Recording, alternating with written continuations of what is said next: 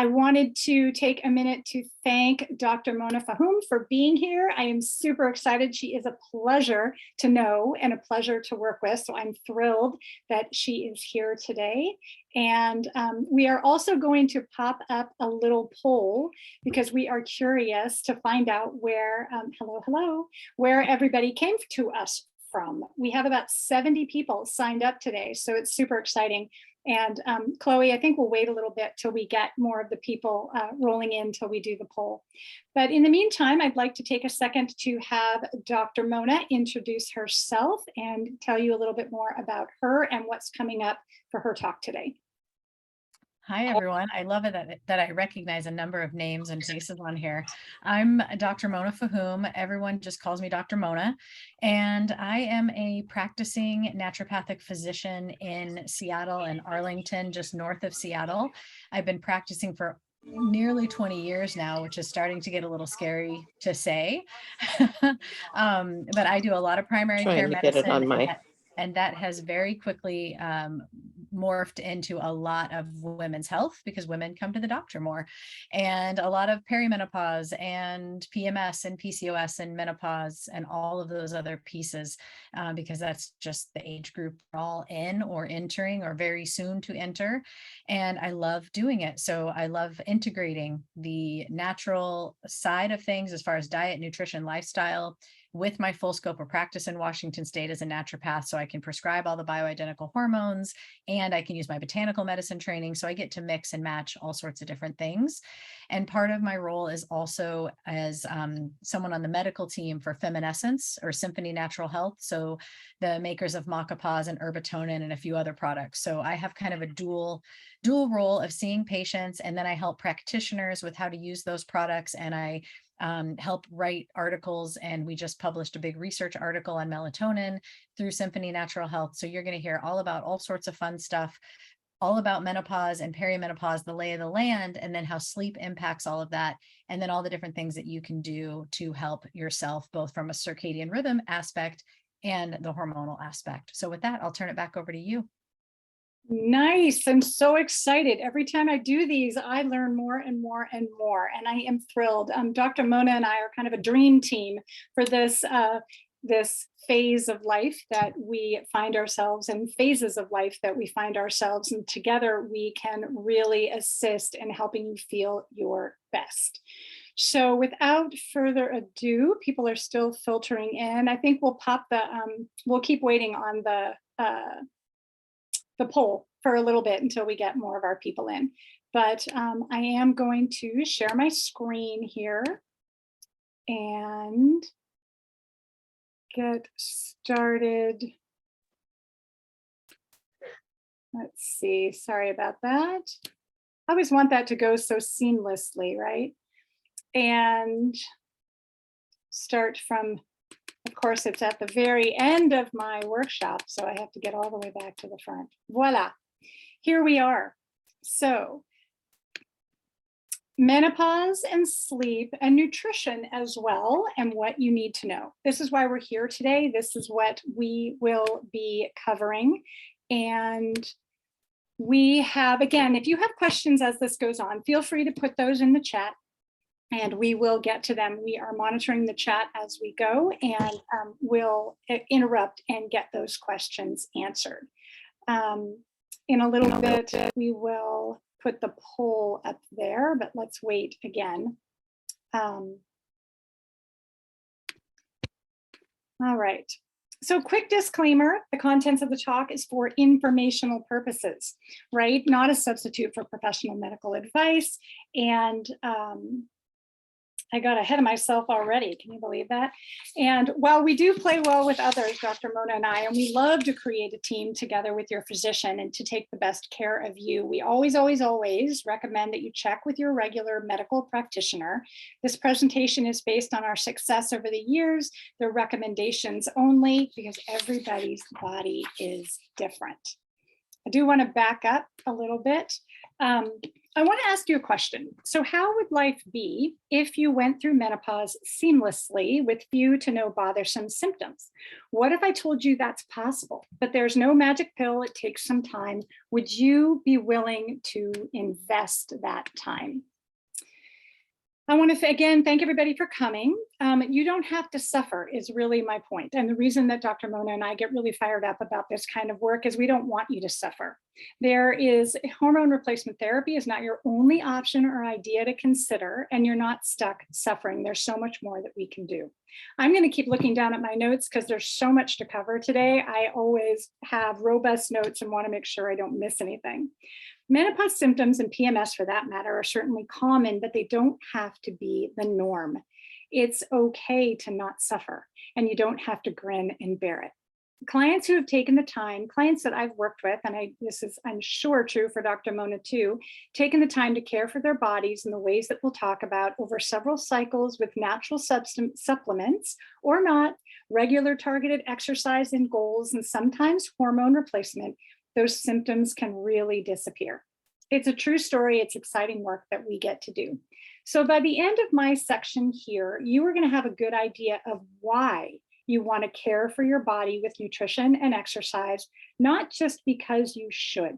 That's the key to my most successful clients, is to really understand why they want to make these choices. The symptoms to look for, you're going to see physically, mentally, and biomechanically, as well as specific tips for what to do for those. You may also feel empowered at the end of this section to develop ownership around effective preventative care that you can start today. You'll get recommendations for specific foods as medicine for specific symptoms, and self-care tips to consider.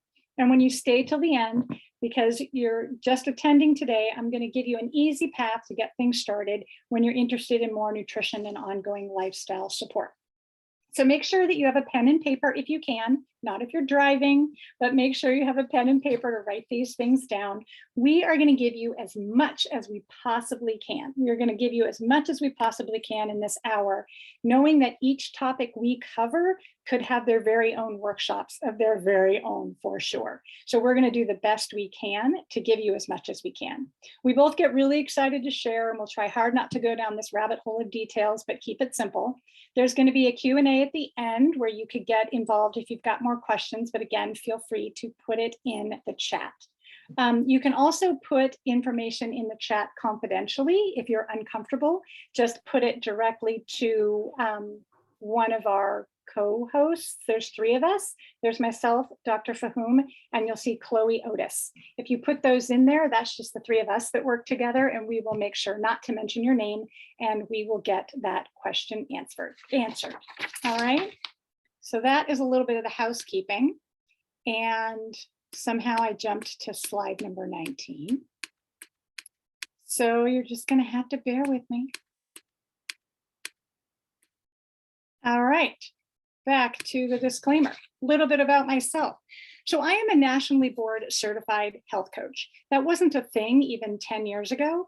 And the board exam for health coaches was just started in 2017.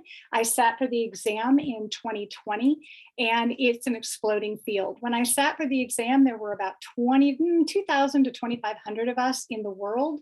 And I just recently looked, and there are about 7,000 of us worldwide. So it's an exploding field. Continuing education is wildly important to me, and I find it fascinating. So I continued my education with a year-long hormone health certification. And then I dug into a dietary supplement specialist certification, not because I believe that we should lead with supplements, because I definitely believe in food first, but because my clients were asking all the time, should I take D? Should I take C? What do I do about this? And how do I find a good supplement? So I definitely wanted to know as much as I could about dietary supplementation, and more specifically, when there is a deficiency, what I could suggest for them. The work I do is all about disease prevention. And even when I have a background with a pre-professional culinary experience, and I taught cooking classes to kids, for kids and adults, and birthday parties and adult birthday parties, which is a whole different thing. And I focused on getting more fruits and vegetables on the table. It wasn't about throwing our kid, having our kids learn how to make a smiley face English muffin pizza. This was about getting them, they had duck because they wanted to try it wrapped in, with pineapple, and they learned how to make different vegetables, and they learned how to enjoy vegetables and things like that. So my focus has always been around fruits and vegetables and disease prevention. And in the work I've been doing since 2017 as a health coach, my clients have an 80% success rate of meeting or exceeding their health and wellness goals. It has been absolutely my pleasure to work with each and every one of them. So a health coach is, as I said, a relatively new profession. It's exploding, and it defines our scope of practice and gives us deep and broad knowledge across a wide variety of areas to get to the bottom of and execute on your best health and well-being. We used evidence-based, skillful conversation, clinical interventions, and strategies to actively and safely engage clients to sustainable health behavior change. So that's the part that I love the most, because truth be told, we all kind of know what to do. We all kind of know what we're supposed to be doing, me included, right? And eating our veggies, but it's the doing it that is the hard part. So I get to be a guide and an accountability partner on the side, often together with your registered dietitian or with Dr. Mona or with your medical doctor, to get things done once and for all. So think accountability partner on your health journey. As a health coach, my favorite part of my job is to help make women's lives easier. We are so busy, each and every one of us, helping everybody else. We women need a partner helping us, and sometimes that gets to be me. All right, with that said, let's talk menopause. So menopause process can indeed be a wild ride. And I love to see the businesses and the femtech and everything that is bubbling up around us talking to us women about menopause like never before. So it's thrilling to see that we had 70 people sign up tonight for this workshop because we're talking about it. But it is not something to just be endured. And it is very common to have symptoms, but it's not necessarily the norm. And we are here to turn that conversation around. 100% of women have menopause-related changes. Just because you don't have hot flashes and you've stopped your period, that doesn't mean you didn't also have menopause-related changes. So Dr. Fahoum is going to talk about that. 85% of women experience the symptoms that you can see or feel. And so, but know that 100% of women do see those changes. And menopause is a healthy, normal process. The age of onset and severity of symptoms can absolutely be influenced by diet and lifestyle variations. This is a new chapter in your life. It's not just the end of your reproductive years and super sad. This is a golden opportunity to assess and reestablish your health status and goals.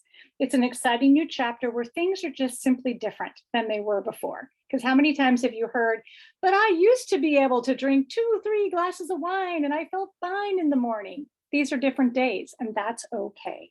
Menopause draws a line in the sand that we can use as a nudge to take even better care of ourselves, because you are still a vibrant sexual woman and you have so much more to do and see and experience.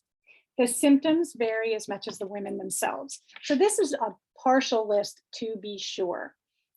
Mood swings, irregular periods, fluctuating hormones, levels that you may not see or feel, anxiety and or depression, back pain, breast tenderness, difficulty concentrating, disruptive sleep, that's why we're here, dizziness, dry and itchy skin, heart palpitations, hot flashes, and just to add insult to injury, incontinence, irritability, mood swings, low sex drive, and night sweats, and many more. Good times. Just so you know, 2 to 3% of men go through a phase called andropause, and they have some icky symptoms too. So there's 2 to 3% of the men out there that are suffering a little bit. So where are you? Dr. Mona is going to really get into this later, but I just wanted to, for the basis of this talk, talk about perimenopause, which is the process leading to menopause. And it can be, I wrote here 1 to 3 years, and the more I dig in and the more I dig in, I mean, it can be 1 to 7 years long with or without outward symptoms. The changes can start happening as early as 35 years old. And menopause is the point when you've ceased having your period for 12 or more consecutive months. Technically, if you think about it, it's a day. We just don't know when that is or if that day has passed until we do. So we get to just ride that roller coaster. And postmenopause is essentially after you've stopped having that period for 12 months and really the rest of your life, right? And your hormones can stabilize and you may or may not still have menopause symptoms. So that gives you kind of the lay of the land. But what can we do about it? So that's the question. Nourishing your body, and this is when I dig into part of my work, nourishing your body in a very intentional way with whole, real foods more often than not is the place that I like to start, because we want to clear the decks. So hear me when I say intentionally, whole, real foods as more often than not. That doesn't mean you can never have a Twix bar at Halloween. That just means more often than not. By doing this, we get out of our own way and let the body do its best work. I think we're going to talk a little bit about the standard American diet and how it really sets us up for failure, because the miraculous job your body is doing of detoxing and balancing itself is really the fountain of youth. And we just got to get out of our own way sometimes and think about and have mindfulness around how we do this at a cellular level that is so important for our body to do its best job for us. So as I said, the standard American diet really sets us up for failure. Every cell in your body needs a very unique combination of micro and macronutrients.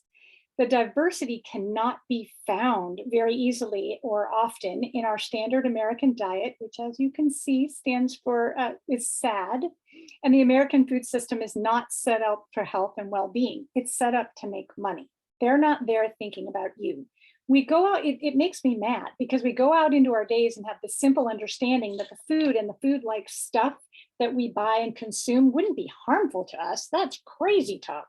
But since the end of World War II, the system has changed like never before in our human history to convenience foods, commodity crops, and our soil is depleted of the nutrition.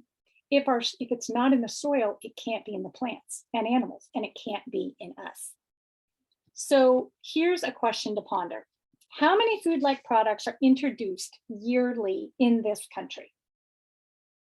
There are 20,000 new food-like products that enter our food systems every year. And in the US, 20% of that food is eaten in our cars. So food that's introduced, that's not broccoli. Those are food-like substances that are packaged and made for us to eat. And how much you want to bet that food we're eating in our car is also not broccoli. In my work, there's no such thing as junk food. There's junk, and then there's food. And it's two entirely different things. And to manage disease, prevent disease, and balance our hormones, we have to learn again within this system that's really working against us to keep it simple so that we can advocate for our body and let it do the best possible work it can for us. In every class, every certification, every client illness or disease I work with, the food prescription is relatively similar. And we're going to drill into those specifics for hormone health, but generally speaking, Michael Pollan got it right when he said, eat food, not too much, mostly plants. And at the end of the day, eating food your grandmother, or maybe your great-grandmother, recognized as food is the easiest way to go. In the work I do, the expectation is that we will add in beneficial nutrients through food for disease prevention and recovery, one simple step at a time. It's a lifestyle of sustainable mindset shift around food and how you see it, not just a diet. So we're going to talk about the top recommendations as you approach or are symptomatic for hormone imbalances, because we mamas need some nourishment on and off our plates. So you can eat broccoli all day long and eat this clean diet, which we're going to talk about specifics in a minute, because your gut health is intimately involved in hormone health, and that is an exploding field that we could talk about for 4 hours. It's vital for efficient detoxing.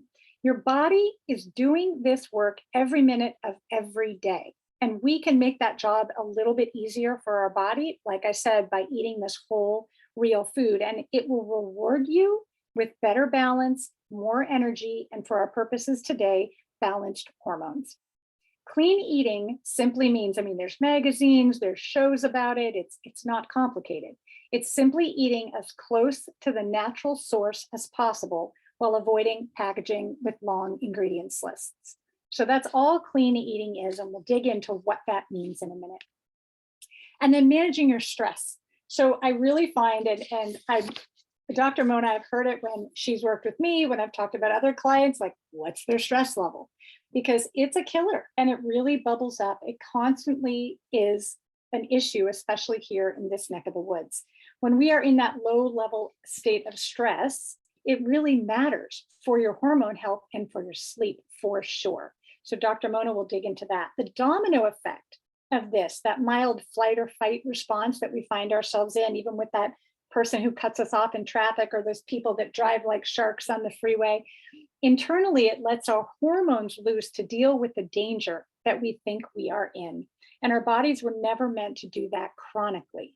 Our bodies are meant to be largely out of stress so that we can recover or tap into the sympathetic nervous system that is aptly named the rest and digest system. And we are operating within our sympathetic nervous system, which doesn't allow us to do that. This is the key to manage pain, to effectively detox, to digest and build a healthy gut microbiome, manage urgency and frequency of the bladder. We see great improvement. There's deep and broad research that has this one best answer to manage your stress. Just one is the best possible answer. Are you ready for it? Deep belly breathing. Super boring. But when you breathe into your belly button and you are taking a deep breath, maybe counting to 4, and then breathing out longer than you breathe in, and I would recommend like you're breathing through a straw on the out breath, that taps into your parasympathetic nervous system because you cannot breathe that slowly and that deliberately if the tiger is shooting out of the bushes to kill you. So I really want you to do not underestimate the value of taking a couple of deep belly breaths, not the one where your shoulders come up, but the one where your belly gets fat, which we don't want. We think, oh, gross.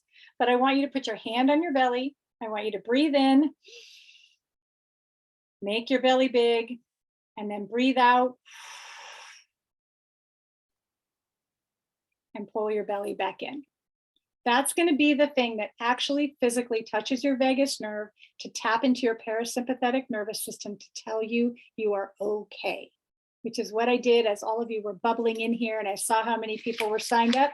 I did some deep belly breathing to calm myself down. So take that moment, unless you're breathing, to take those deep breaths. And then moving your body. I feel like I should have had more slides so there'd be more to look at, right? But as we age, we need a variety of exercises to tend to different matters. Cardio for heart health, stress management, and happy hormone release. Strength training for efficient muscles that are working hard for us in more ways than we know. Stability, bone strength, and fat and hormone metabolization. And then yoga for stress management, flexibility, balance, and bone strength. And know that the people living the longest lives with the most life in those added years don't generally belong to a gym. They set their lives up to move naturally throughout the day. So when you can't tackle that 45-minute hike or that hour-long soul cycle, or try movement snacks. Little movements, 10 minutes, 15 minutes, 20 minutes throughout the day so that you get it in. Because the recommendation is 150 minutes of moderate intensity workouts per week. So that's where you can talk some, but not sing. That's a brisk walk, making sure that you cannot simply breathe with your mouth closed. So that's moderate intensity. 75 minutes of high intensity per week. If you can't get, if you want to shorten it instead, and that's vigorous, can't talk easily or sing, because we're all out there exercising and singing, right? So this is jogging and running and swimming type intensity. And then I want you to think about how you can include 2 strength workouts each week. Start with 5 minutes. Get the Fit On app, and they have a free option where you can work out for 5 minutes, 4 minutes, 2 minutes, 10 minutes, half an hour. It's a great way to add that strength workout in. And then I want you to prioritize high quality sleep. And we are going to talk about how to get there, because that's when you do your recovery and repair work. And we know that this also balances our hormones and clearing the detox pathways overnight. And we can't consistently do it. It's the life of a mom, right? And the life of a family. When we don't do that, it's like leaving your computer on with all of your apps running in the background and never restarting it or shutting it down. How quick is your computer when that's happening? So, and it's about putting attention on your sleep hygiene. And then what Dr. Mona is going to talk about, I love, is her wake hygiene. So I'm excited to hear about that and intentionally upping your game. So when you look at those 4 things, and where do you need to put some attention? I want you to think about that. Think about of those 4 things, because you can't do everything all of the time. So think about what bubbles up for you.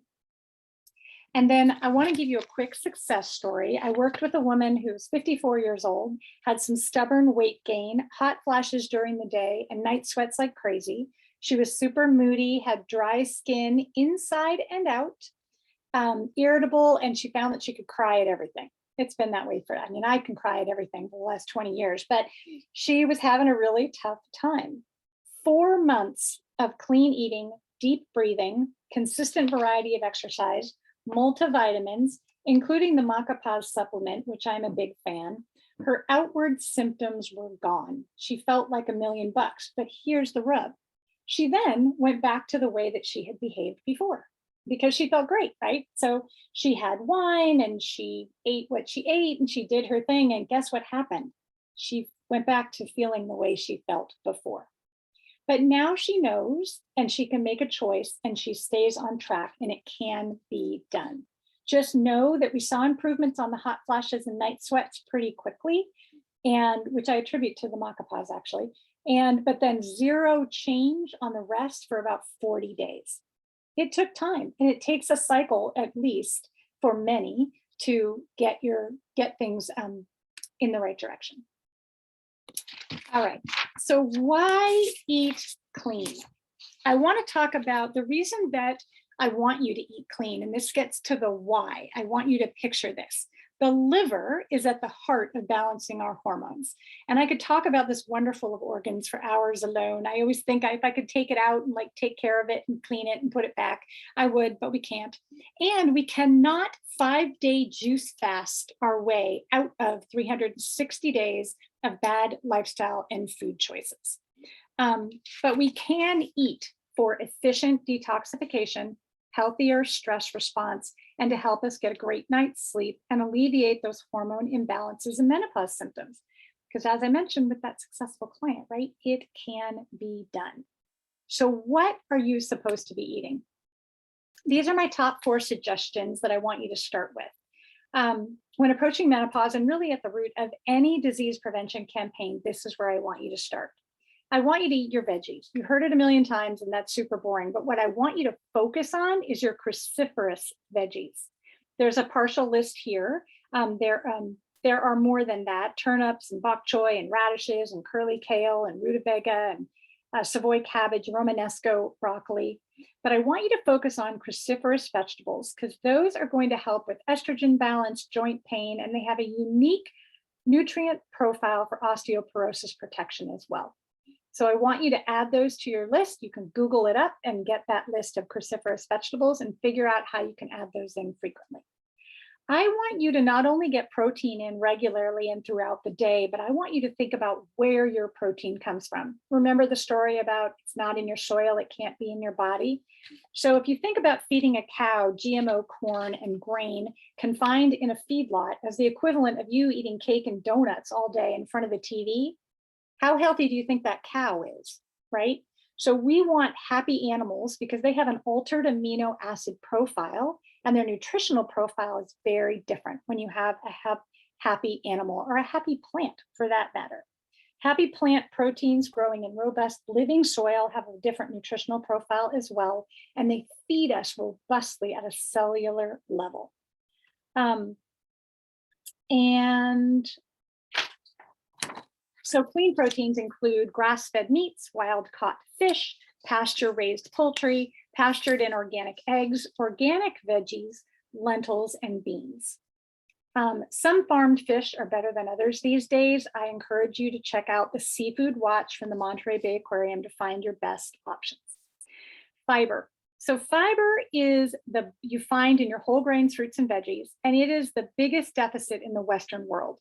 We are not getting enough fiber. And I can't remember the numbers off the top of my head, but the average American's getting something like 7 grams and you're supposed to get like 40. So it's a big, big difference.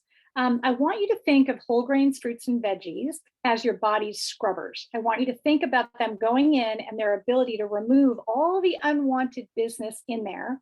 They're feeding your microbiome. They're regulating and keeping your blood sugar and hunger in check. The blood sugar releases insulin, which is a hormone that is intimately involved in the hormone balance we're trying to achieve as we go through menopause. So I encourage you to experiment with gluten-free grains for fun and nutrition: buckwheat, amaranth, quinoa, brown and black rice. Wild rice is actually a grass, not a grain, but give it a try. Add in your veggies and fruits to every meal. And then healthy fats. So fat doesn't make us fat. It's the junk food and fats that can make us retain weight. So fat doesn't make us fat. I want you to think about healthy fats. They release hormones to help us feel full, and they regulate and decrease your insulin resistance. It is vitally important. Every single cell in your body needs healthy fat consistently to run smoothly. So bone broth and omega-3s can support your dry skin, vaginal dryness, joint aches and pains. Olive oil, coconut milk, coconut butter, grass-fed ghee or butters, avocados, nuts, seeds, and nut or seed butters are great choices to add into your diet. So know this, it's about quality, because our hormones are made using amino acids from proteins and fatty acids from healthy fats. The better quality material that we give it, the better quality hormones our body is going to create. Variety and consistency is the key to this consistent change. Every type of food has a different structure and offers a different group of macro and micronutrients. So too much of one throws off the balance of another. So eating your rainbow and having diversity. One more thing, drink water. If you find my kids out in the world anywhere and you say, what is your mom thinking? They're going to say, drink water. This gets its own slide. It supports us in everything: gut health, dry skin, vaginal dryness, digestion, metabolic processes, aches and pains, you name it. Water is the beverage of choice. You know you're in good shape, by the way, when you're drinking enough water, when your pee is a pale lemonade color. The average number of times you should go to the bathroom in a 24-hour period is roughly 6 to 8, but it varies for a lot of people. So I just wanted to throw that out there because that is a question I often get. So what to avoid? And boy, I'm going fast. Are there questions anything coming through? Okay. So what to avoid? Now that I've told you what to include, which is how I do my best work, we're going to include delicious food so that we can crowd out the things I'd like you to consider avoiding. And people all come to me and say, don't take away my wine, don't take away my coffee. And it's okay. You can drink a little coffee, you can have a little wine, but just know that it might be slowing you down depending on what your symptoms are. So gluten, I find, can contribute to your hot flushes and your night sweats and joint aches and pains and moodiness and sleep disorders. When I've taken people off gluten, they have seen a great improvement. A lot of our products in this country are grown, they're commodity crops, and they're genetically modified. They're sprayed with a bunch of stuff and pesticides and things like that. I have a client with celiac, and she has to have a separated kitchen here in this country. But when she traveled to France and Italy, she found she could have baguettes and she could have croissants because it's an entirely different plant growing in different soil that has different nutritional makeup. So she was able to do that, which I think says a lot about our system here. So just think about it. I'm not saying gluten-free and also gluten-free products. You got to read the labels because they're often filled with a lot of junk. So gluten-free meaning whole, real foods as close to their natural source as possible. And then alcohol. For those of us who love a glass of wine, it's a bummer that we can't just drink like we used to, but it interferes with the balance of calcium and vitamin D and contributes to a decrease in bone loss. It can. Hot flushes and night sweats, it disturbs sleep for sure. It just slows us down and has a cascading effect on the liver and by extension, hormones, insulin, cholesterol, and sleep. So I'm sure Dr. Mona is going to dig into this more directly, and this could be a topic on its own, but consider it and see how you feel. The client I talked about earlier had stopped drinking wine for months, and she can now have a couple of glasses on occasion, and it doesn't totally derail her once she kind of cleaned the decks. And then caffeine. So caffeine also releases that adrenaline and cortisol that we're already releasing when we're in that mild fight or flight syndrome, when people are cutting us off and our stress levels at a 7 out of 10. So, and research proves that higher rates of bone loss happen with heavier caffeine intake.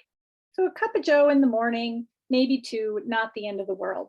But when it starts to get to be that afternoon caffeine, you got to start thinking about it. It has a bigger effect on our body than we think. It gets your stress hormones going, releases glucose for quick energy to get you out of danger.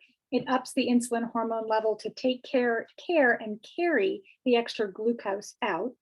The hormones cortisol, insulin, adrenaline get out of balance on a regular basis anyway. So like I said, morning cup of joe is okay with food, is very helpful, and specifically protein and adding in a whole grain with and before you have your caffeine in order to slow that glucose release.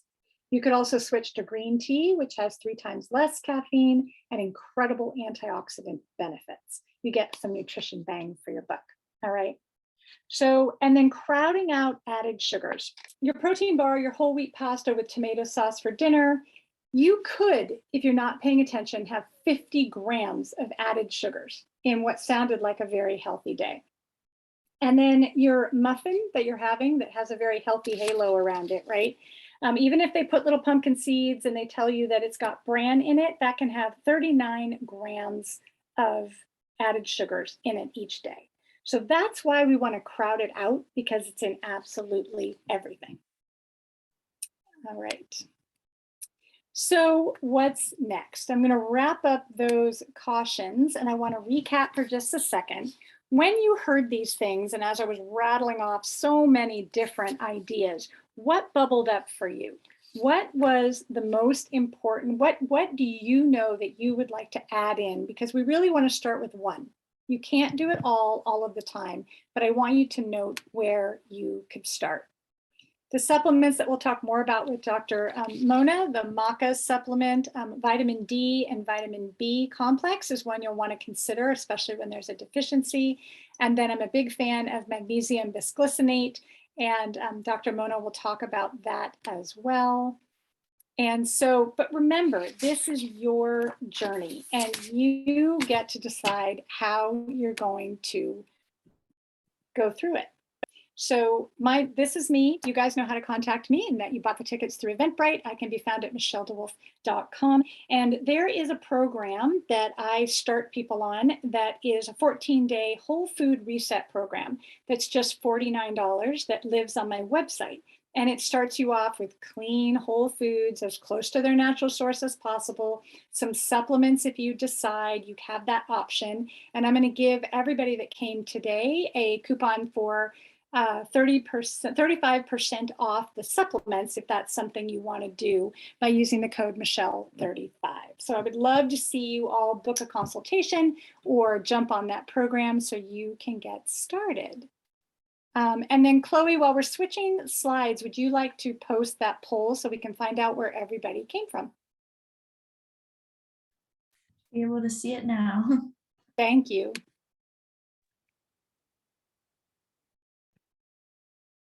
We would appreciate if you guys would take a second to answer the poll, because we had, like I said, 70 people that signed up for it, and and most people are looking forward to the recording, which I think we have to start again. But we'd love to hear where you heard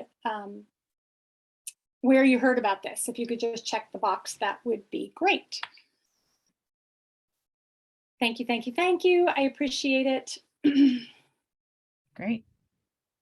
All right, and so I get to turn it over to the esteemed Dr. Mona. All right, I'm going to close the quiz so I can see my slides. All right, well, thank you everyone for joining. And I get to now get into some of the big details, but everything Michelle said regarding nutrition, what to add in, what to try to avoid, what to crowd out. I love that concept. It absolutely stands true for everything that I'm going to say as well. In addition to that, do it right most of the time. Right? You're never going to never have a glass of wine again or have a dessert again. We only live once.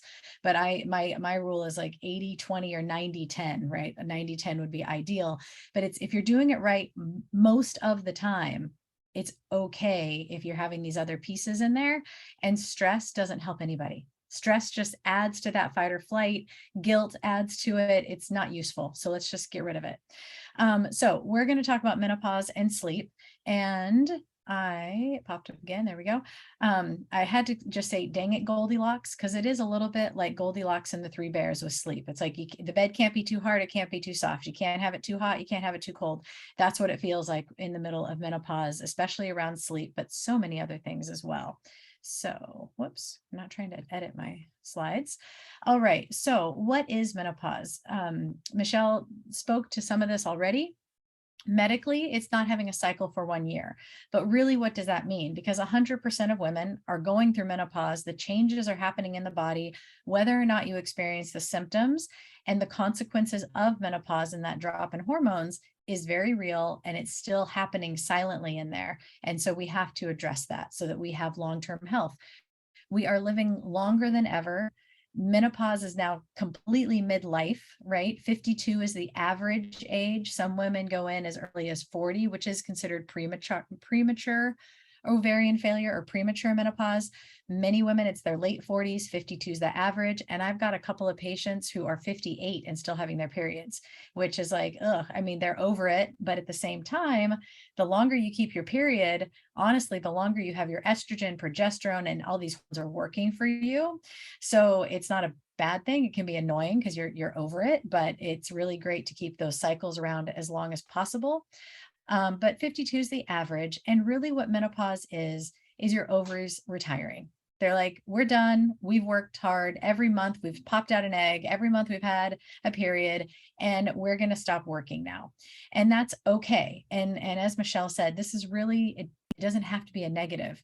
More women open businesses in menopause than their younger years. More women are going back to school. Like, this is really, we have to own this. We have to take it back. We need to redefine what it means to be menopausal. And that is powerful. And I always like to harken back to my a women's history class that I took in college at UW. And you'll notice that every Disney witch is a middle-aged woman. We have the most power when we are middle-aged and older, right? The grandmothers are the little fairies. The princesses are the little young ladies who are like 12 and 13 and maybe 15, depending on on the Disney show. But those women who are the most powerful are peri and postmenopause. And that's scary to the world. And it doesn't need to be scary in a bad way, but we need to own that power and move forward with it. So back to the medical side. It really is, our ovaries have decided to retire. And in doing that, they were the main factory for making the estrogen, progesterone, testosterone, which women make also, but most of ours gets converted over into estrogen. So we have these multiple sources of hormones that have been pumping out for years, and they kind of go quiet. Perimenopause, they are fluctuating wildly, right? One day there's nothing, the next day there's too much. That's why perimenopause in particular can be so miserable, because it really is this natural giant fluctuation. And eventually that fluctuation gets smaller and smaller until those ovaries retire and there's just nothing left. That's what perimenopause is. And some women experience huge swings. Some women, it's quite mild and their periods just stop and never come back. So we never know who you're going to be. But the goal is I always tell people, take those big fluctuations and bring them into the smallest amount of fluctuation as possible, so that your experience of that transition is as seamless and as asymptomatic as possible. And what does that estrogen do? That lack of estrogen, it changes everything. And this is the silent piece that's happening, whether or not you have outward symptoms of peri and postmenopause. It changes our metabolism. Estrogen plays a role in how our metabolism works. It plays a role in cortisol and how our stress hormones work. It certainly plays a role in our bone density, which is why we see bone loss starting to happen postmenopause. Our hair, skin, and nails respond to it. So we get the wrinkles, we get the drier hair, we get the hair falling out, we get the papery kind of crepey skin that can happen. All of that is because of the lack of estrogen. I mean, there's other changes too, but that's a big player. Certainly energy. We know that estrogen works like a neurotransmitter in the brain in many capacities. So we see depression and anxiety. We see the brain fog. All of those things are happening because estrogen is shifting and dropping in the system. We know that women have lower risks for heart disease before menopause. And then after menopause, that lack of estrogen, there's cardiovascular changes. So blood pressure starts creeping up, lipids and cholesterol levels start creeping up, and that all has to do with estrogen, and to a lesser effect, progesterone's effect on the pliability and the stretchiness of the vessels. So they get a little stiffer because those two hormones help with our like how flexible they can be. So when you have stiffer pipes, the blood pressure is going to go up. And then if you add high cholesterol in on top of that, now we could potentially have plaquing in those stiff vessels. And that's likely why women's rates of heart disease and heart attack go up postmenopause. And then we surpass men. And a lot of that is preventable, whether that's through diet and exercise with the cholesterol and heart health, or it's in how we support our estrogen and our progesterone and keep our hormones around for a little bit longer. We can affect it from both ways. And then, of course, we have less testosterone, and that doesn't help with muscle mass. It's not the only thing in libido. Libido is complicated, but it certainly is a piece of it. And then the lower progesterone, again, is going to change bones, cardiovascular, mood issues around anxiety and depression. It plays a role in all of these. I think of estrogen and progesterone. Estrogen's kind of the gas on the system. Progesterone is often the brake, but they really work together. Even if estrogen's the main player, you can always kind of think of progesterone as in there in the background, and it's its counterpart and its buddy. So just a visual, I'm going to kind of cruise through this, but because a lot of you already know these things exist. We know hot flashes and night sweats, the drop and or the fluctuation of estrogen in the body. It changes the temperature regulation centers in the brain. So our thermostat is off, and then you get vasodilation and constriction. And that's where you get these hot flashes and flushes and sweats. And that also then causes an adrenaline rush, and it changes cortisol in the system. So when you put that at nighttime, now you've got this night sweat, which is a hot flush at night, and then it gets followed by a cortisol and adrenaline dump, and now you can't go back to sleep. So not only are your sheets and your pajamas soaked, but you're also now wide awake and worrying about tomorrow. And so you get this kind of double whammy with those. So that's a big piece that we need to control in menopause, so that you're sleeping better. So that's a big thing. Moods don't help. We know anxiety and depression go up with peri and postmenopause. And the more stress, anxiety, depression you have, that's going to directly interfere with your sleep. So there's those components. I love that we talked about the belly breathing, because that is it's so true. There's a yogic technique. It's 4-7-8 breathing. You breathe in for 4, hold it for 7, out through the mouth for 8. It truly does reset that vagus nerve and that parasympathetic nervous system. One of the most powerful things you can do during the day. I beg patients to do it like 5 minutes a day, 2 minutes a day. Find a couple of moments to sit still and do some deep breathing. If you wake up in the night, that 4-7-8 breathing is going to help get that cortisol down, get you back into your body, out of your brain, so that you can get back to sleep. So huge tip there. We know urination changes, painful sex, all of this has to do with the drop of estrogen primarily in these tissues. So estrogen plumps up and makes things happy. And so that's why we get the wrinkles. So think about it on your skin. you lose some of that plumpness in our tissues, so they start sagging. That's happening also in the vaginal tissues, the urinary tract, so they get drier, they get more irritated. You increase risk for urinary tract infections because they're irritated, and it gives bacteria a chance to crawl up into that tube. And so that's what's happening physiologically to those tissues with that lack of estrogen, leading then to the painful sex, furthering impacts on libido, because when sex is painful, like you're not really wanting to go there. So we have this nasty roller coaster and cascading a set of events that happen. And then, of course, we get the sleep and the insomnia and those other pieces, which is what we're going to hone in here next. So how does menopause specifically affect sleep? Some of this is, I already talked about, anxiety and depression. They're going to make it worse, right? Because when you're worrying about things and stressed out, it's harder to fall asleep. It's harder to stay asleep. Unfortunately, perimenopause and menopause also seem to happen to us right in the middle of everything. We either have kids still in school, kids graduating school, or even if you don't have kids, you may be caring for elderly parents. You are in the height of your career, trying to make things happen. There is so much going on at this stage in life, our late 40s, early 50s, that we're already stressed out. And then we throw the hormones in on top of it. So we need to give ourselves some space and some grace and some understanding and self-love that there's a lot happening.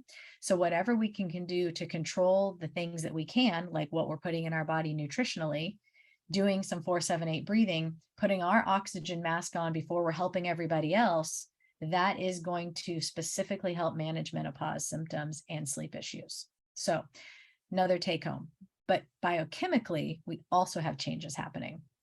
So progesterone can affect mood. We know, we see it with postpartum depression. Women's progesterone levels are usually low. We see it with PMDD, so depression before menstrual cycles. We know a lot of that has to do with these big fluctuations, and some women experience it worse than others with estrogen and progesterone. So progesterone specifically can affect mood, and there's some data coming out as well that it may affect our sleep drive. So a signaling from the brain to get us into sleep and sleep apnea. So it looks like progesterone may also affect how well, or prevent actually, the relaxation of upper airways. So when your progesterone drops, your upper airways relax more, and so that's going to add to apnea. And we see sleep apnea, the risk of sleep apnea increase 4% for every year that a woman is in menopause. So dropping progesterone may play a role in all of that. It also, in its breakdown pathway, gets metabolized into allopregnanolone that actually can reduce GABA in our brains. And GABA is our calming neurotransmitter. If adrenaline and epinephrine are our uppers, GABA is what tells the brain to quiet down. So without the progesterone, we're also losing some of that GABA, which is our calming neurotransmitter. On the other side, we've got estrogen, which I already mentioned can act like a neurotransmitter in the brain. And so we are affecting our sleep-wake cycles directly by losing our estrogen, because it affects serotonin, which is one of our happy chemicals. It changes how acetylcholine and other things are firing in our brain. And so we're specifically affecting that circadian rhythm with that drop in estrogen. We're going to see more anxiety and depression with that drop in estrogen, which I already said affects sleep quality for many obvious reasons. And those actually can affect melatonin secretion. So we're going to talk about melatonin in a second as we age, but in the drop of estrogen, increase in anxiety and depression can specifically then suppress melatonin production even more. And so we get these nasty little biochemical pathways that are happening behind the scenes. And there's ways for us to mitigate these things, but I really like people to understand this is not in your head. It's in your head, but it's chemistry in your head. It's really happening, and you're not crazy, and it's not just you. There's a lot of stuff that's not in your control. So we have to manage all the pieces that we can. Estrogen also helps keep our body temperatures low to help maintain sleep. So one of the good things you can do is keep your room a little chillier, oftentimes in menopause, because that will actually help keep the body temperature low. And then you've got the night sweats, which we talked about, but that cortisol rush doesn't help the process there either. All right. And please interrupt me if there's questions. We can segue it and break in if we need to. So that's what our primary hormones were doing for us. And then when our ovaries retire, we no longer have all these helpful aids on board. And then just because we need to add some insult to injury, melatonin also decreases around the time of menopause. So this is a graph. I pulled it from this study on our melatonin production over our lifetimes. So we don't really produce any until we're about 6 months old. And then it rapidly increases, and we produce a ton during our childhood years, our adolescent years, which is one of the reasons we don't usually give kids melatonin. This is not the problem. It's usually other problems for them. But then it slowly starts decreasing. Here's age 20, age 30, age 40, age 50. We're making like 5 times less melatonin naturally. This isn't, I mean, forget about stress's impact and all these other impacts on melatonin. We just make less starting about age 52. And so a lot of the times we do need a little extra support here. And counterintuitively, most research on melatonin was on very, very low doses.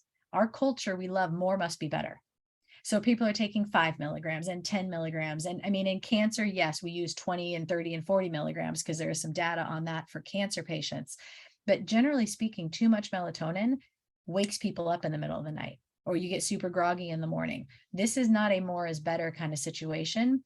Most research showing help with sleep is down at the 0.3, 0.5, 1, maybe 2 milligram dosing. 3 milligrams is what I use for jet lag and people traveling. So if we do a 0.3 milligram, we are literally just getting people back up to what you should be producing in your 30s and 40s. So I am often just thinking about it like replacement, right? It's just replacing you back to a normal level. And we shouldn't get all of the waking up in the middle of the night, feeling groggy in the morning, all those paradoxical effects that can happen with melatonin. We're just replacing. So that's just another aside. So another sleep issue that happens in menopause. And this is happening to men also, but we just get this double whammy with the estrogen and progesterone and all the other pieces. So here's Goldilocks then, where, too hot, too cold, how much do I need? I can't have too much. You got to have the balance of everything. And so that's where we have to control the pieces we can control. All these chemical changes are happening, whether or not we want them to happen, they're happening, and we have to embrace it and roll with it. But then we can go back and control the pieces we can. So as Michelle talked about, cut back on those processed foods and sugars, focus on whole foods nutrition. I said cut back. I didn't say never. I mean, of course, that's our ultimate goal, right? But think about adding. Before you start taking everything away, just add in all the good stuff and crowd out the stuff that's not serving you anymore, that goes for the wine. Find some great mocktail recipes. I've seen a bunch of on Instagram. There seem to be a lot of famous people who are in the business of making mocktails. That said, a lot of them are juice-based and probably have a ton of sugar in them, but I'm a huge fan of a seltzer water with a couple shakes of bitters, like you'd put in a cocktail with a squeeze of lime. It tastes great. It happens to aid in digestion. So there's all these other fun things. There's a million herbal teas out there. Make a spritzer with an herbal tea. Get creative so we can find other ways to enjoy an evening beverage, but maybe it doesn't have the alcohol. Crowd those things out. Include phytoestrogens in your diet. We didn't specifically talk about this. Cruciferous vegetables absolutely play a huge role with hormone metabolism and supporting the system. But in menopause, there's also data on including phytoestrogens. So phytoestrogens are estrogen-like chemicals that naturally occur in some plants and food that look a little bit like the estrogen our bodies make, and they don't exactly fit into the receptor like our old estrogen does, but they kind of fit in there. And so they kind of turn on that receptor and can really aid in bone health and sleep health and all these, and cardiovascular health. So soy, 1 to 2 servings of soy a day has been shown to, soy's gotten a lot of bad press. All the negative stuff has pretty much been put aside. Studies for the most part show it's neutral, it doesn't do anything, or it's beneficial in menopause. 1 to 2 servings. And we're talking about whole food sources. I want edamame, soy milk counts. I count tofu, even though technically it's kind of processed to get a soybean to tofu. Those are the sources I'm usually telling people to take in. If you're eating something that is soy textured vegetable protein that looks like bologna, like that is not the soy I'm talking about. Tofurkey, sorry, I'm sure that's trademarked. That is not the soy I'm talking about. I want edamame and soy milk. It's got to look more like the real food. And flax meal is also in this category. So not the whole seed. Whole seed goes right through your digestive tract. We can't break it down, but flax meal, the ground up seed, a couple of tablespoons a day, you're going to get a little dose of lignans, which are naturally in flax, which are phytoestrogens.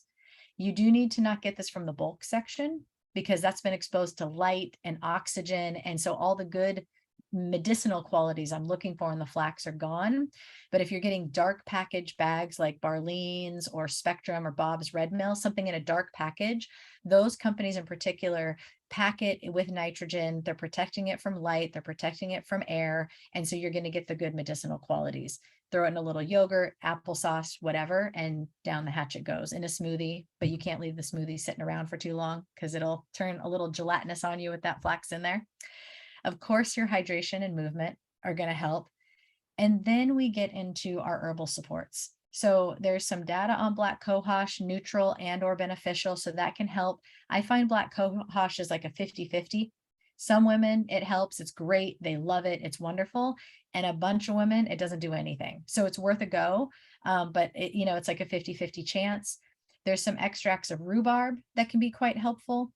You can get extracts of actual soy isoflavones if you're not a soy fan, and you can get some of those phytoestrogens from soy in a supplement form.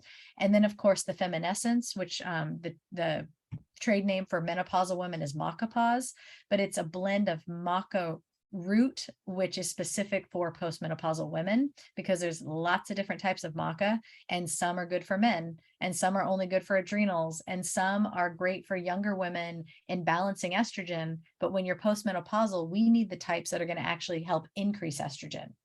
So without being a phytoestrogen, it's not an estrogen-like molecule. Feminescence and the maca pause actually helps with signaling from the brain down to the adrenals and other parts of the body. Because even though the ovaries have retired, you can still make a little bit of estrogen from your adrenal glands, from the hormones that your adrenal glands make, and from your fat stores. You can liberate some estrogen. So what we're trying to do with the phytoestrogens, with things like the maca pause, is turn on a little signaling so your body makes just a little bit, and that can really help mitigate the sleep issues and the bone issues and help with the cardiovascular issues that happen to all of us with that drop in estrogen. And then the furthest down the list, of course, is bioidentical hormone replacement. You will see, yes, there's synthetic hormones too. You won't hear me talking about them though. There's a lot of data that does not really support their use and probably have some health detrimental effects.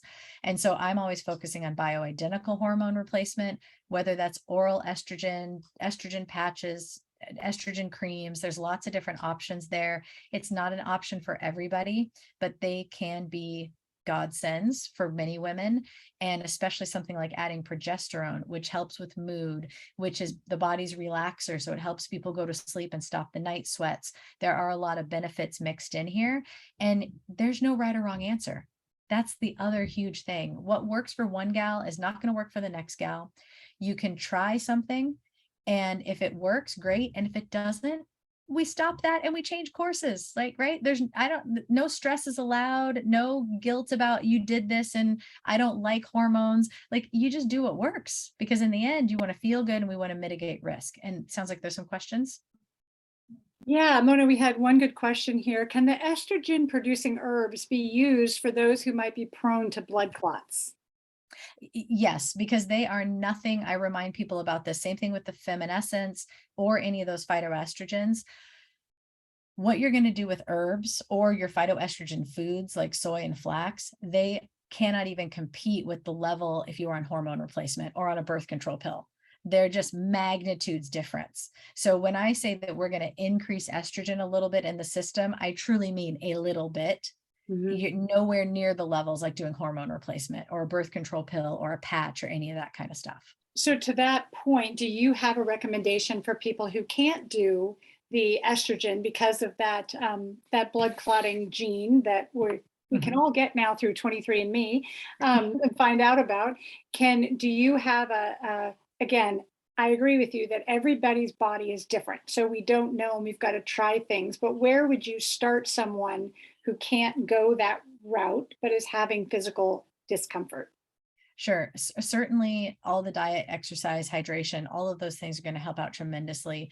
But I would start with the dietary pieces first. So soy and flax, and then go to things like, and I forgot, I'm just realizing on my list, I don't have ginseng and red clover. So from the herbal supports, we've got red clover, the black cohosh, ginseng. There's certain types of ginseng that are a little phytoestrogen, the rhubarbs, something like the maca, which is not a phytoestrogen, but it's going to help with getting a little bit of estrogen and progesterone in the system from fat stores. That's where I would take that kind of patient with a clot issue, that we would never touch some of these hormones. And the clot issues are really specific around estrogen. So it doesn't necessarily preclude progesterone for sleep in particular, or night sweats. So you definitely have to talk to your doc about all the risk factors that you may have, but because one is out doesn't mean that you don't have other options. Great. Any others, or should I cruise? Okay. If you guys are thinking about anything. Okay. So the other thing, and Michelle mentioned this earlier, with sleep, it is about the hormone balance. That is going to help, right? All of those pieces, but we have to remember the melatonin is going to help potentially as well. And then you've got to support a good circadian rhythm. So this goes back to the parasympathetic nervous system and your sleep hygiene, but there's a new thought process around wake hygiene. And waking up at the same time every morning actually has data showing now that actually helps support later circadian rhythm and falling asleep. So not only is it important to go to bed about the same time every night, it's important to have a wake up time. And on top of that, it's not just about the dim lights and no screens or the blue light blocking glasses. Those are going to help your melatonin production come up naturally, even if it's low and you don't take it. Those things actually help support melatonin in the system to get you tired. But going to sleep with no light, the blackout curtains, the turning off alarm clocks, making sure your phone screens are not on, all of those things, those little bits of light actually also suppress melatonin further, and they mess up their circadian rhythm and how deeply we can get into sleep. And then on the flip side, you've got waking up at the same time every day and also waking to light, which can be a challenge now that I just told you to get blackout curtains. But if you get a dawn simulator, this is my resolution to this, especially I'm in Washington and it is dark already at like 5 o'clock again. A dawn simulator, 15, 30, $50, depending on which one you want to get on Amazon. It's an alarm clock that about 30 minutes before your alarm goes off, it starts bringing up the light in the room. And that also helps bring down the melatonin production and help wake you up and supports that circadian rhythm waking up. So we all have been talking about sleep hygiene, but there's a whole new concept out there about wake hygiene. And the two of them together are going to help break some of those patterns. The other thing is closing your kitchen by about 8 o'clock at night. Eating too close to bed actually messes with melatonin. It messes with metabolism. I mean, we know a lot of these pieces already, but closing that kitchen up, maybe having a cup of tea, creating a bedtime routine, that is huge with circadian rhythm support. My one exception to that is when you're in the height of perimenopause and menopause, having a very, very tiny snack right before bed can actually help control your blood sugar through the night. Because if your blood sugar drops, the natural response is to shoot cortisol up to get the blood sugar back up. That's how our body recovers itself and gets back into balance. But now you've got a bunch of cortisol and adrenaline in the system and you're wide awake. So, and if you have a night sweat, now you have that cortisol rush again. So you have a bunch of things kind of stacked against you. So I do find that women often do very well having a tablespoon, a spoonful of almond butter, or 4 almonds, or 1 slice of deli turkey rolled up, a couple of bites, not a big calorie load, but a little bit of that protein and fat right before bed can sometimes be just enough to carry that blood sugar through the night so that we don't have a bunch of these other issues going on behind the scenes. Alcohol, we talked about, it's not helping you in this phase of life. So we might just have to say bye-bye for the moment and then get it back a little bit later. Of course, calming activities. I had to throw it in here. This is where you got to pull out the old-fashioned book because we need to turn off the screens. We need to dim the lights. You don't want a murder mystery necessarily right before bed. Find something that's relaxing. And you do that for half an hour or so before bed and settle everything down, right? If we think about our grandmothers, actually, we'd have to go back a little further. Most humans from eons before electric lights, so let's go back to the late 1800s, they were living by the sun. And in the evenings, they may have had a handful of candles. Think about the difference of a handful of candles in this room right now versus my bright lights to be on Zoom. Night and day difference. We have so much light around us and it is messing up our circadian rhythm.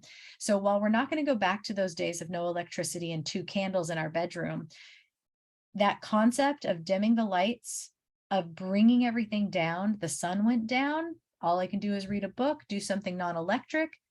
It's going to help support that whole circadian rhythm and get us into better sleep patterns, which is going to then help our menopausal symptoms. They're all playing off of each other.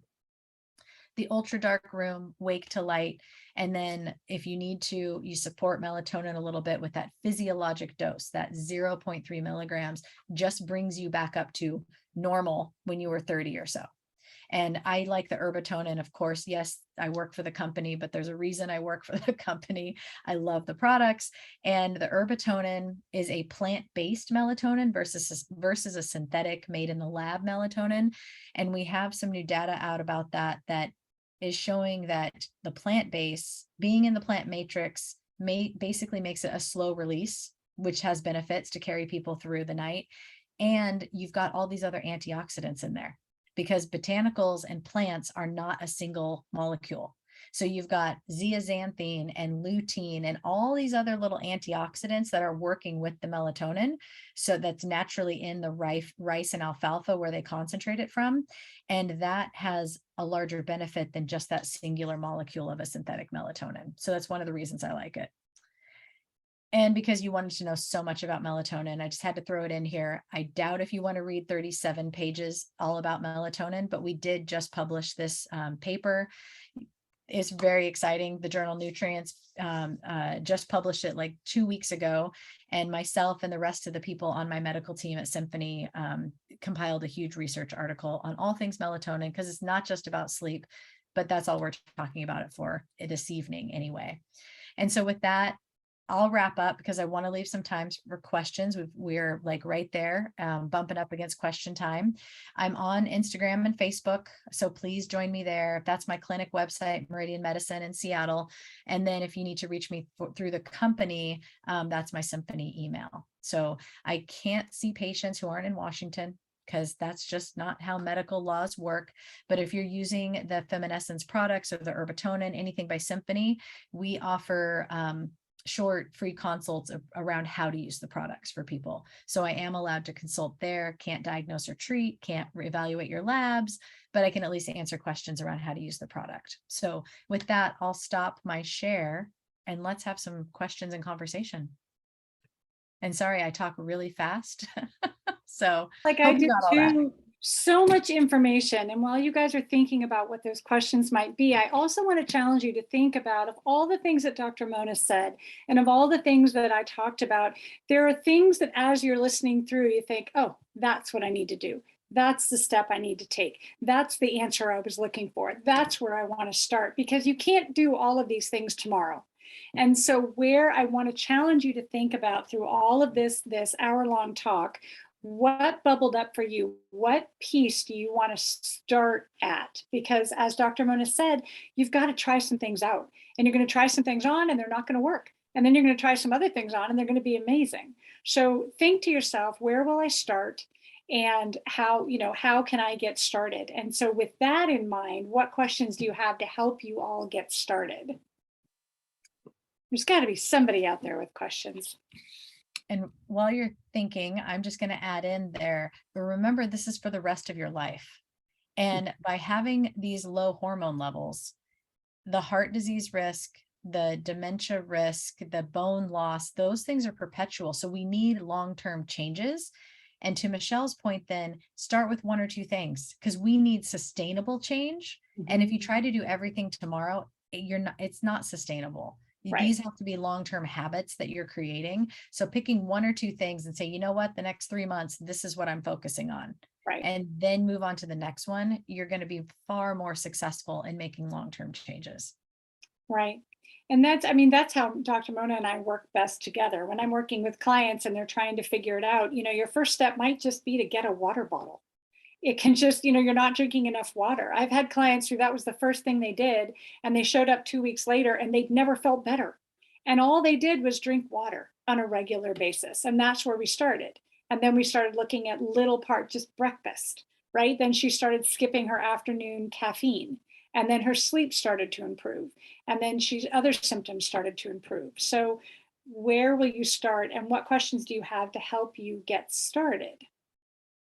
I can see all those names there. How do you add cruciferous veggies with digestive issues? Fair question.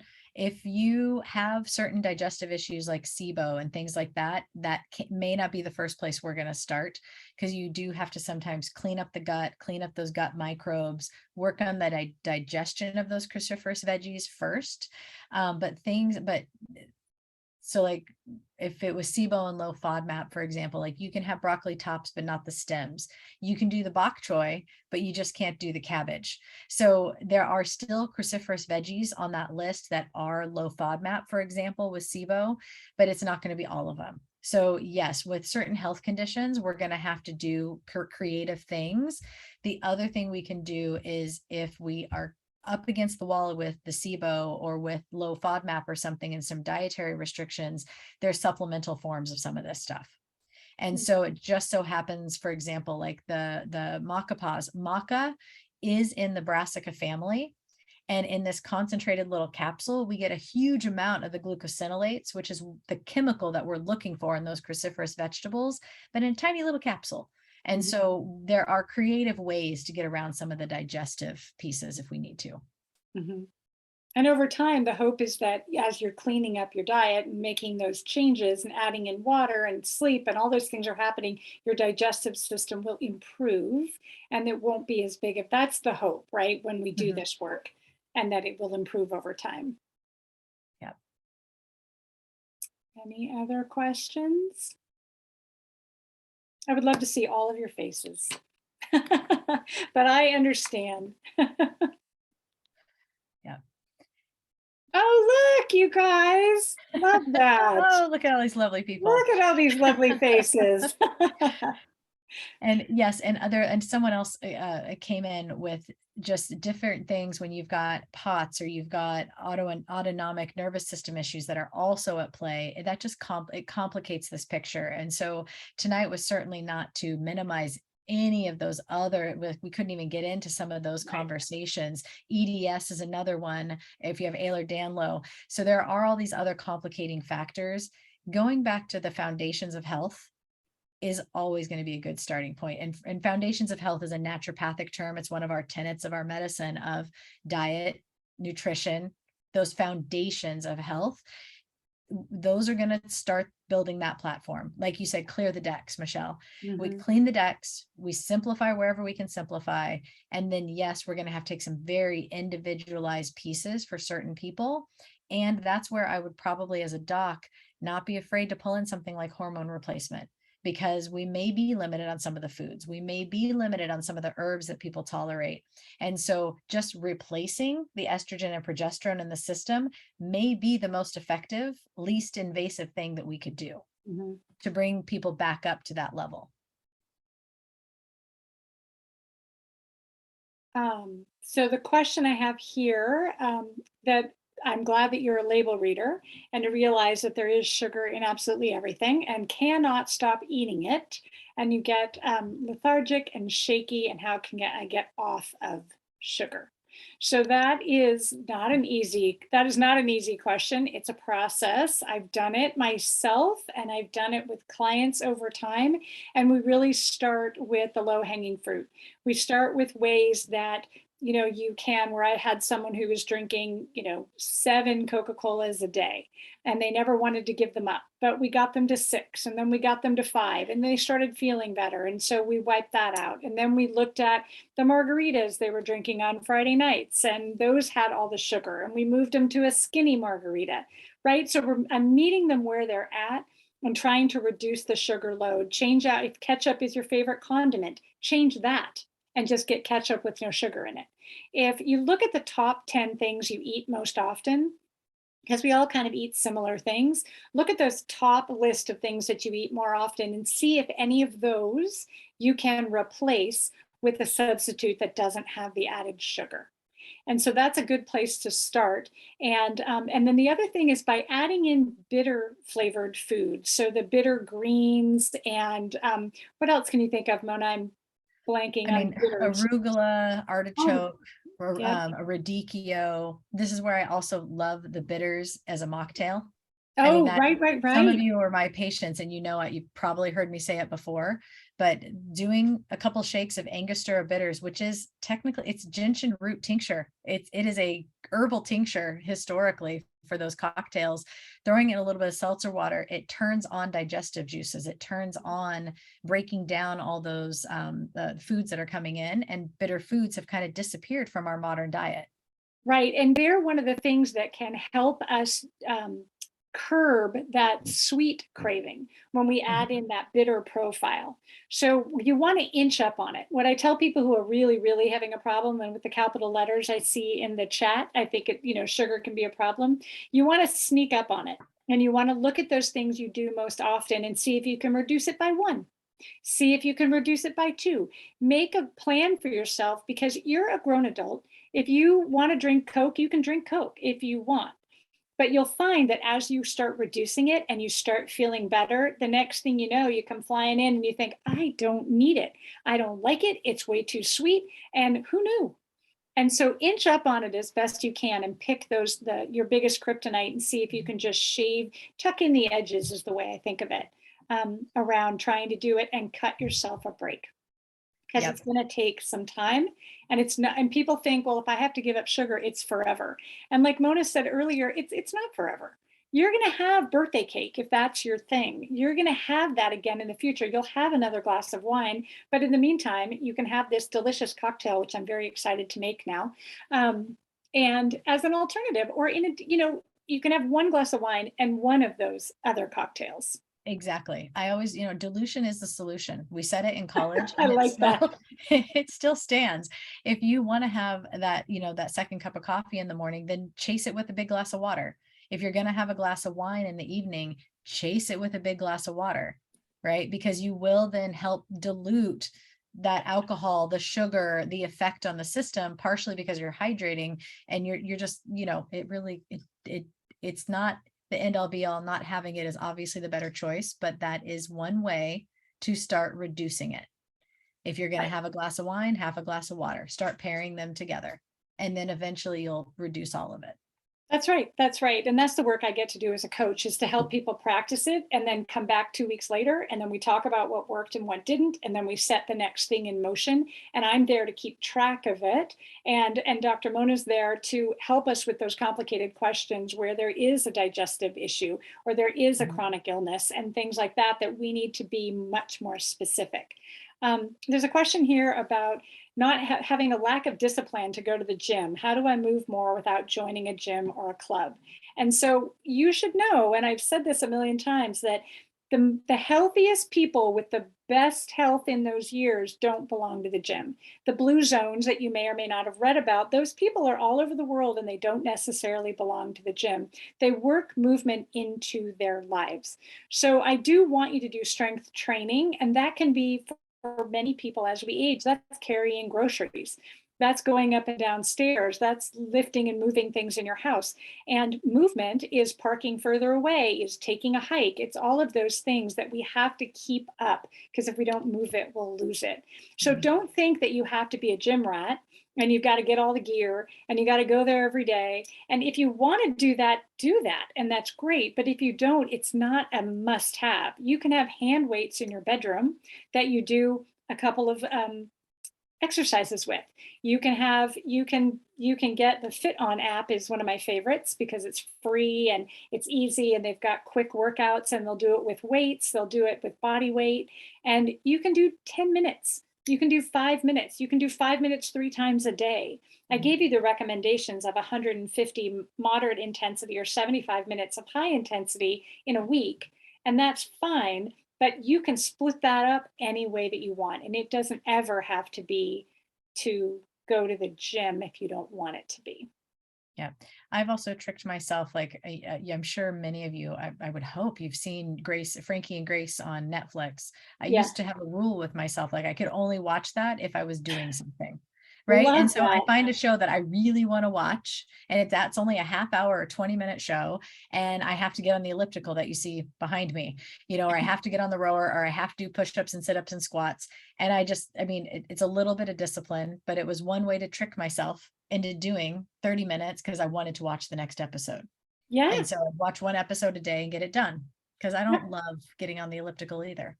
True.